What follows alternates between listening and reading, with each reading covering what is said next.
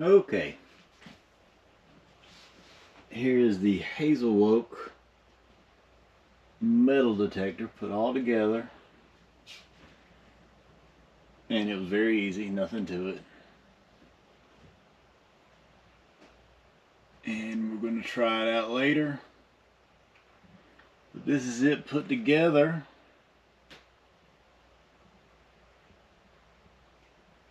Like I said, very easy. The instructions seem pretty easy for it. And there's everything that comes in the box, minus the orange pinpointer down there. That was its own separate thing. But this is the hazelwolke, and we're going to try it out. Thank y'all for watching. Please click like and subscribe.